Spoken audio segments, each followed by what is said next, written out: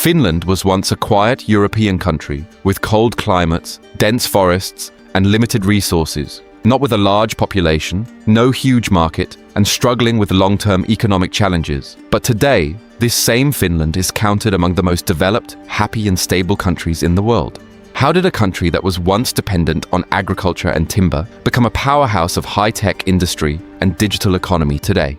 So let's start this quiet, modern, and inspiring journey to Finland and know how it became one of the most successful countries in the world. Chapter 1. History. After the War of Finland of 1808-9, Finland seceded from Sweden and became an autonomous region within the Russian Empire. The autonomy gained during this period gave Finland a stable administrative system, which led to the development of a society based on rules and laws. Later, at the time of the Russian Revolution, Finland declared its independence on 6 December 1917, which was also recognized by the Soviet leadership at the end of the same year. In this way, strong administration and the foundation of rules paved the way for Finland's progress in the long run. Chapter 2. War, Resettlement, and the Industrial Leap.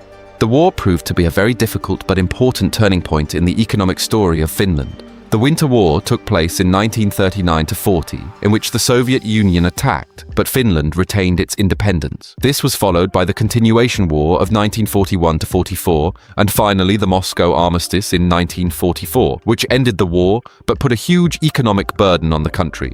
Between 1944 and 1952, Finland had to pay the Soviet Union a large amount of industrial goods, such as ships, machines, metals, and cables, as compensation. This work had to be done under a lot of pressure and compulsion, but for this reason, Finland strengthened its industry very quickly.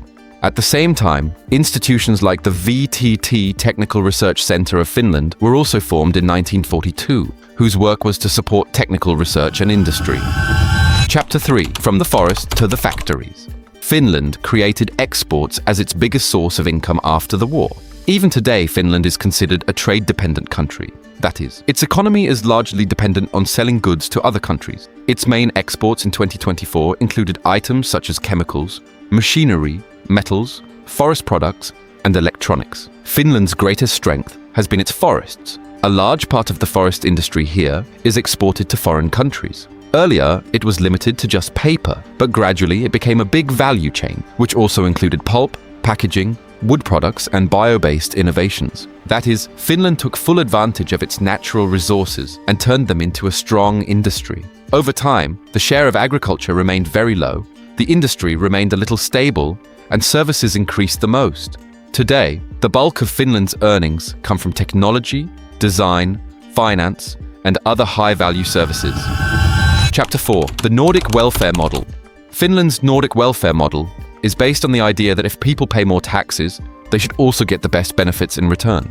Taxes are indeed quite high, about 42.5% of GDP, but in return, people get access to good education, healthcare, and social security. According to Transparency International, Finland is one of the least corrupt countries in the world. In addition, the Ministry of Social Affairs and Health Finland handles social services and laws so that every citizen can get the necessary support. Chapter 5. Education Revolution. Finland's greatest strength is its education system, which is the most copied in the world. In the 1960s to 70s, Finland replaced its old two-tier school system with a new comprehensive school system where every child is given the same and equal education for 9 years. The biggest advantage of this was that the gap between rich and poor, or children from different backgrounds, was reduced, and everyone started getting equal opportunities.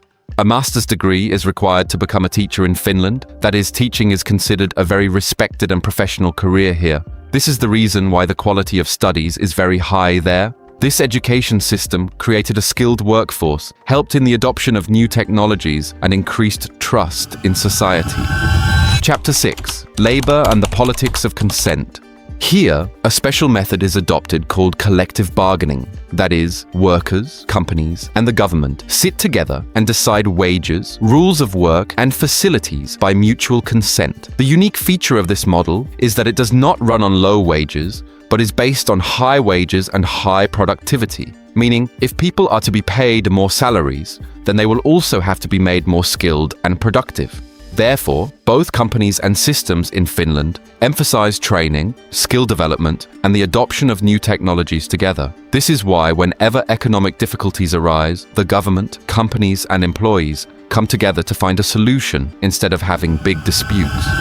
Chapter 7: The Innovation State. Here the government created a strong human capital by spending on the education and security of the people, and made it the power of innovation. In this system, universities, research institutes, and companies work together. The special thing is that a large part of research and development is done by the companies themselves, while the government and other institutions support it by giving funding. In this entire system, earlier an institution named TICS was very important, which used to fund technology and innovation. Later, in 2018, it was merged with FinPro to form Business Finland, so that companies can get funding and international business support from one place. Apart from this, institutions like VTT Technical Research Center of Finland play a big role in technical research, and universities like Aalto University promote new ideas by combining science, business, and design.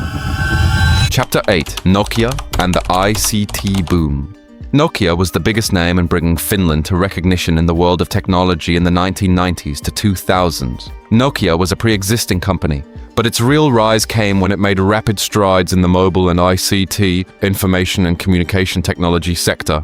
For example, in 2000, Finland's GDP growth was more than 5%, with Nokia alone contributing about 1.6%. Nokia's impact was evident in three big ways. First, it transformed Finland's exports, where traditional things were more prevalent. Now, high-tech mobile and ICT products have become dominant. Second, it invested heavily in research and development, leading to rapid development of engineering, technology, and supplier networks. And third, an entire ecosystem was formed around Nokia, including universities, startups, research labs, and talent.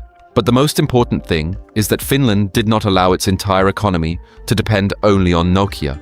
Even when Nokia's era was short, the country pushed itself forward in new areas such as digital services, gaming, clean tech, and bioeconomy. Chapter 9: 1990s Banking Crisis. 1990s was the biggest blow in Finland's economic journey, which the Bank of Finland has called the Finnish Great Depression. During this time, between 1989 and 1993, the country's economy fell badly. GDP fell by about 12%, the stock market fell by about 67%, and unemployment rose from 3.4% to about 18%. The crisis came about for a variety of reasons, such as the earlier credit boom, changes in the financial system, and the biggest setback when trade with the Soviet Union broke down. Now the question is, how did Finland get out of it? First, he fixed his banking system, removed bad debts, restructured companies, and strengthened the financial system. Second, new economic policies were adopted. The fall of the currency made exports cheaper, and gradually demand began to return. Third, the crisis forced the country to abandon its old economic structure and go in a new direction, such as focusing more on education, technology, and innovation. Finland's strong welfare system allowed the shock to reach people less, and its education and innovation system helped in a quick recovery. Chapter 10: The EU, the Euro, and the rules-based economy. Finland became a member of the European Union on January 1, 1995, giving it the opportunity to be part of a larger market. It then adopted the euro in 1999 and joined the Schengen area in 2001, further easing borders for people and business. The advantage of this was that it became easier for Finland to do business with other countries. Investment increased and the economy became more stable. The EU gave Finland a big platform, but to take full advantage of that platform, Finland had already strengthened its internal strength, and this is the real secret of its success. Chapter 11: New Reality after 2008. By 2008, the country was growing rapidly, but its growth slowed due to the global financial crisis of 2008, the recession in Europe, and changes in big tech sectors like Nokia. Now Finland had reached the stage where catch-up growth had ended, and to move forward, it had to pay more attention to innovation and productivity. Today, the bulk of Finland's economy comes from services, about 62%, while industry and manufacturing share are smaller. That is why the government is looking for new growth avenues, such as clean energy, digitization, investment in R&D, and increasing exports. The economy has been slowly recovering in recent years, but there are still some challenges, such as inflation, interest rates, and an aging population, which increases government spending. Chapter 12. Today's prosperity and new challenges. Finland is counted among the richest countries in the world today, with a per capita income of around $55,000 in 2024. Finland will face some big problems in the coming time. First, the country's population is aging, which will increase spending pressure on the government. Second, it is necessary to maintain the pace of innovation, so the government is planning to invest more in R&D by 2030. Thirdly, the welfare system will have to be updated with time, so that it continues to work according to the needs of the future. Fourthly, there has also been a change in terms of security, as Finland joined NATO in 2023, which is a major strategic step for it.